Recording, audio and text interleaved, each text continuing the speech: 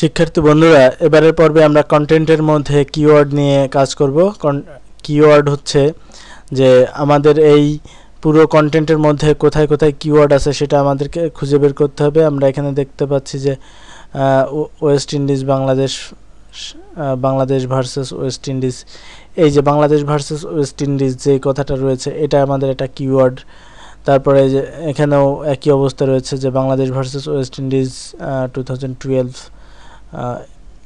এই বিষয়গুলো আমরা একটু দেখি যে এখানে আমাদের যে কিওয়ার্ডগুলো রয়েছে এই কিওয়ার্ডগুলোকে অবশ্যই কয়েকটা জিনিস এই কিওয়ার্ডের উপর দিতে হবে, যার ফলে আপনার কিওয়ার্ডের গুরুত্ব অনেক অনেক গুণ বেড়ে যাবে। তো এটা নিশ্চয়ই বুঝতে পারছেন যে আপনার কিওয়ার্ডের গুরুত্ব বাড়ানোর জন্য যে জিনিসগুলো দরকার এটা অবশ্যই আপনাদেরকে জানতে হবে।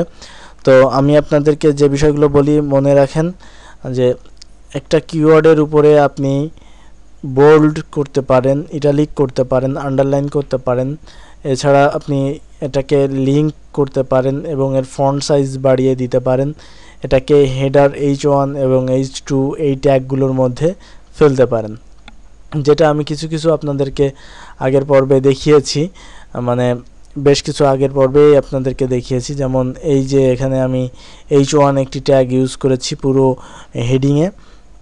পরবর্তীতে আমরা এই যে কিওয়ার্ডগুলো রয়েছে এই কিওয়ার্ডগুলোকে কোনোটাই এইভাবে আমরা বোল্ড করে দিতে পারি, Ctrl+B এর মাধ্যমে বোল্ড করলাম।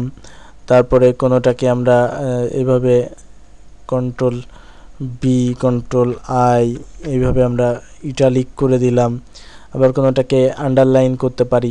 আবার কোনো কিওয়ার্ডকে, যেমন বাংলাদেশ ওয়েস্ট ইন্ডিজ বাংলাদেশ, এই কিওয়ার্ডকে আমরা লিঙ্ক করে দিতে পারি http://abc.com,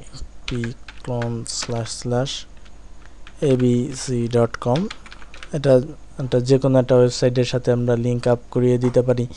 এইভাবে আমরা আমাদের কিওয়ার্ডের গুরুত্ব বাড়িয়ে দিতে পারি। এছাড়াও আমরা এভাবে সেট করে ফন্ট সাইজ বাড়িয়ে কমিয়ে, এভাবে ফন্ট সাইজ বাড়িয়ে আমাদের কিওয়ার্ডের গুরুত্বটাকে কিন্তু আমরা বাড়াতে পারি।